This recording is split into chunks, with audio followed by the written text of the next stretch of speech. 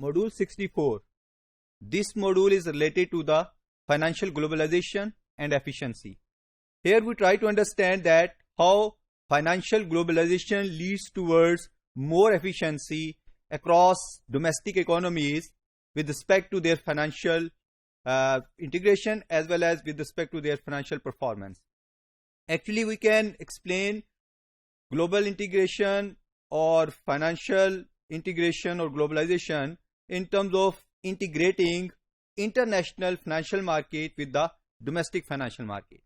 So that is going to happen on the basis if countries, domestic countries, they are going to allow decentralization as well as liberalization and allow these international financial markets to have the connection with the domestic financial markets, as well as domestic financial markets are allowed to do some kind of link with the international financial market. So it requires domestic financial markets should be liberalized and decentralized, and it further requires the capital account of balance payment, it should be liberalized. Here some important implications are there with respect to the globalization, financial globalization, which leads towards efficiency. So these are the efficiency implication. First of all, in the long run, efficiency leads towards welfare, increasing more welfare across the economy only, and that is possible only if the financial resources or capital is moving towards social objectives, towards those projects which have some kind of social returns, and it is not going to purely focus on highest possible returns, because if capital is just chasing the highest returns, then a welfare implication may not be achieved.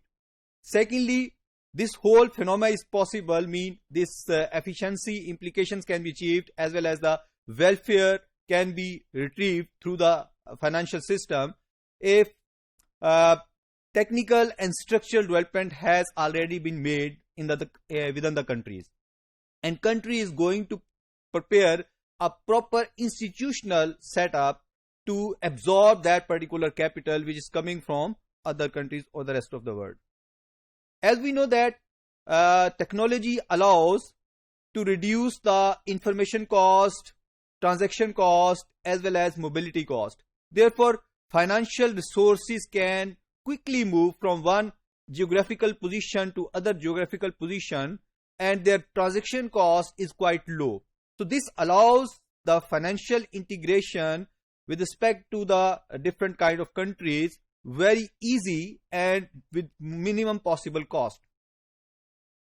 However, it is important that the financial capital or that capital which is going to move across the country, it must focus on consumption and investment fluctuations. Mean to say, it needs to smooth down the consumption and investment flow, because you know that whenever there is shortage of capital, it is going to disturb the investment flow, and investment is going to affect the consumption as well. So because through the income, because the income is not going to grow much more, and automatically people are incapable to consume more. Therefore, that is going to create a disruption in the economy. So it needs to smooth down this process. As well as there are increased possibility due to the financial globalization that domestic economies are capable to diversify their investment. So diversification possibilities are growing up due to the financial globalization. Here we can try to understand this process by integrating the country. Let's suppose a country is going to be a globalized country. It is going to have a connection with the global economy, and the trans-border capital flows are going to move. Then what will happen actually? Usually we know that if countries are going to control the capital flow, they are going to face high cost, and this cost is creating more inefficiency in the system, in financial markets, as well as regulations which requirement is costly as well. Further, capital importers, they impose sometimes capital control over the profits and yields. It is also going to discourage the international investors and creating a disincentive for the financial globalization. So what will happen? Misallocation of capital may occur and it leads to reduce the welfare. Capital abundant country holds more capital. Capital shortage countries face same deficiency of the capital. Inefficiency will be the outcome for this whole process, and both countries are generating low returns, and automatically welfare loss is going to occur. Here the important role is played by the international financial intermediaries, which can help to open the capital market. They make sure that financial discipline is being followed. They are going to make more logical and pragmatic policies by themselves, as well as they help the domestic economies to design these policies. International accounting standards are going to be established by these international institutions. Rational targeting can be identified and systemic transparency can be achieved. So this means these are playing very much important role to integrate the particular country with the whole global economy.